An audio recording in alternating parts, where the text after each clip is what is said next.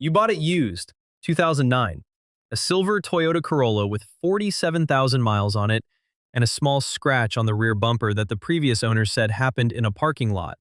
You paid $8,400 cash. You drove it off the lot on a Saturday afternoon, and the radio was already set to a country station you don't listen to. You changed it. You never thought about the car again. That was the first year.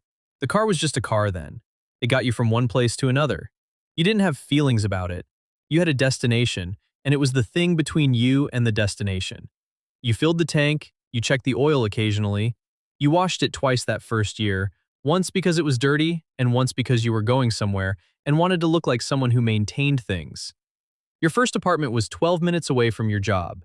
You drove that 12 minutes every morning without thinking about it. The route became automatic. Left on Maple, right on the highway. Exit 14. Left again. The car knew the way before your brain did. You were somewhere in your head.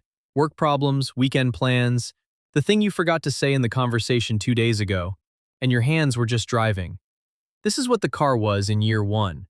A background object, a utility, something you owned the way you owned a toaster. Then life started happening inside it. Year 3. You were 26. You got a call from your mother on the way home from work. She said your father had been diagnosed with something. She used the medical word. You pulled over on the shoulder of the highway and sat there with the hazard lights blinking for 22 minutes. You didn't cry right away. You just sat there in the car with the engine running and the hazard lights going and the trucks passing and shaking the car slightly each time. Then you cried. Then you called her back. Then you drove home. The car held that moment. The seat held the shape of you sitting there. The dashboard was the thing you stared at while you processed something you couldn't process. The car didn't offer anything. It just stayed still while everything moved. Year 4. A first date. You cleaned the car for the first time in 11 months. You found a receipt from a drive-thru under the passenger seat from the previous October. You threw it away. You vacuumed. You put an air freshener on the rearview mirror and then took it off because it seemed like you were trying too hard. You picked her up at 7. She got in the passenger seat and said your car smells clean. You said thanks. You drove to dinner. On the way back, she laughed at something you said, and the laugh filled the whole car, and you thought about that laugh for 3 days after. 6 months later, she was in the passenger seat so often that her presence had changed the seat. Not literally. But when she wasn't there, the seat felt different. The car had registered her as a regular. The car knew her the way it knew your commute. Then she wasn't there anymore. A Tuesday in October. You drove home alone, and the passenger seat was just a passenger seat again. Just fabric and seatbelt. The car didn't know the difference. The car just drove. Year 6. You moved cities. Everything you owned fit in the car, plus a rented trailer hitched to the back. You drove 7 hours with everything you had behind you, and the new city ahead of you, and the radio on, and nobody in the passenger seat. You stopped once for gas and once for a burger. You ate the burger in the parking lot with the engine off and thought about what you were doing. Then you started the car and kept going. The new city was a new job and a new apartment and new routes. The car learned them the same way it learned the old ones. Left here, right there. Exit this number. The car didn't care that it was a new city. It just adapted. You could learn something from that. Year 7. The first major repair. The transmission. The mechanic called on a Wednesday and said the number over the phone, and you had to ask him to repeat it. $2,400. You sat in the waiting room of the auto shop for 2 hours and thought about buying a new car. You looked at cars on your phone. You found ones you liked. You did the math on the monthly payments. Then you looked at the repair cost again. $2,400 versus $400 a month for 60 months. The math was obvious. You paid the $2,400. You drove the car home and it drove like it always had. Smooth. Familiar. The way something drives when it knows you. You thought about the new cars you'd looked at on your phone. Cleaner. Newer. More features. But they didn't know your roots. They didn't know the way you brake slightly early at the light on 5th. They didn't know that you need the seat exactly 3 clicks back and the mirror angled slightly down because you're taller than the average driver the car was designed for. The new cars didn't know any of that yet. Year 8. Your best friend got in the passenger seat for a road trip. 6 hours each way. 12 hours total in the car together. You talked about things you hadn't talked about since you were 20. Old decisions, old regrets, things you'd been carrying for years that came out somewhere around hour 4, when the conversation had exhausted all the easy topics and arrived at the real ones. You said things in that car that you've never said anywhere else. The car heard everything. There's something about a car that makes honesty easier. Something about being side by side instead of face to face. You're both looking forward, at the road, at the same destination. The conversation doesn't require eye contact, and eye contact is where dishonesty hides. In a car, you can say the true thing and keep looking at the highway, and the other person can absorb it without having to react immediately because they're also looking at the highway. The car made that conversation possible. You didn't realize it at the time. You realized it later, sitting in the parking lot of the hotel, after the conversation had ended, and the silence that replaced it was the good kind of silence. The kind that means something was said. Year 9. A promotion, more money. People at work started driving nicer things. You noticed. Not obsessively, just noticed. The parking lot at the office had acquired a layer of new leases. German cars. American trucks with barely any miles on them. You pulled into the lot on a Tuesday morning and parked next to a colleague's brand new SUV and got out. And the difference between the two cars was visible in the way people don't mention things that are visible. Nobody said anything, but you felt the parking lot in a new way that year. You felt the car in a new way. Not embarrassment exactly, more like awareness.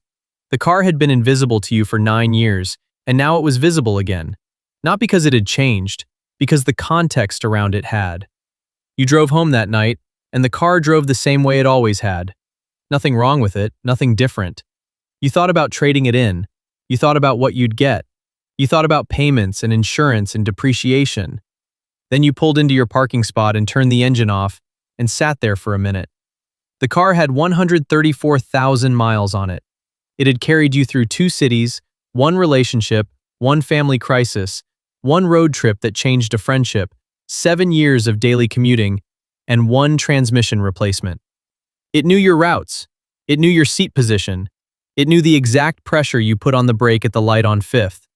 You'd been driving it for 9 years and it had never once let you down when you needed to be somewhere. You didn't trade it in. Year 11. Your father passed. You drove to your hometown alone. 9 hours. You made the drive in the same car you'd pulled over in on the highway 8 years earlier when your mother called. The car had been there at the beginning of that chapter, and it was there for the end of it. You didn't think about that on the drive down. You thought about it on the drive back. Somewhere around hour 6, in the dark, on an empty highway, with the same scratched bumper and the same familiar engine hum, it occurred to you that the car had been present for more of your life than most people had. That thought sat with you for the rest of the drive. Year 12. Someone asked you why you still drive that car. Not rudely, genuinely curious. You drive it because it works, you said. They nodded like that was an incomplete answer. Maybe it was. The complete answer was longer and stranger. The complete answer involved transmissions and road trips and highway shoulders and parking lots and conversations that only happen when 2 people are looking at the same road. The complete answer was that the car wasn't a car anymore. It was a record. It was a physical document of 15 years of your life.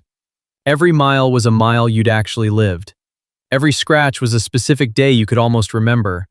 The coffee stain on the center console was from a morning in year 5 when you braked too hard at a yellow light and the whole cup went.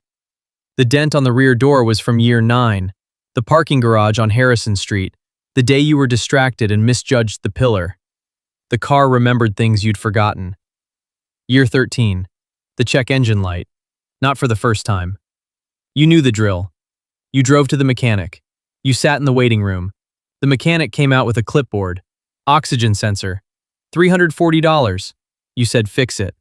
He said the car was in good shape for its age. He said Toyota Corollas go to 200,000 miles easy if you maintain them. You said you knew. He said you must like the car. You said you did. You drove home and didn't think about it again for another year. Year 14. A new relationship. She got in the passenger seat for the first time and looked around the car the way people look around a place where someone has lived for a long time. She saw the coffee stain. She saw the small crack in the dashboard that appeared in year 10. She saw the 178,000 on the odometer. She didn't say anything negative. She asked how long you'd had it. You said 14 years.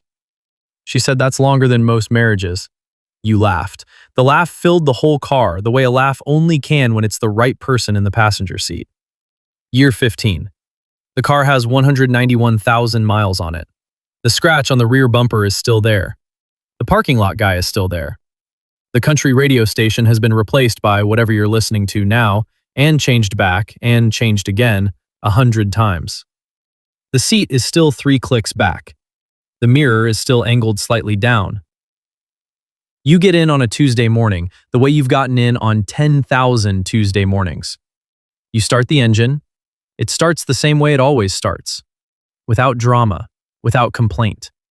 The way something reliable starts when it knows it's needed. You pull out of the parking spot. Left on Maple, right on the highway. Exit 14, left again. The car knows the way. You think about the person who got in this car 15 years ago. 23 years old, with $8,400 in cash and no particular feelings about it.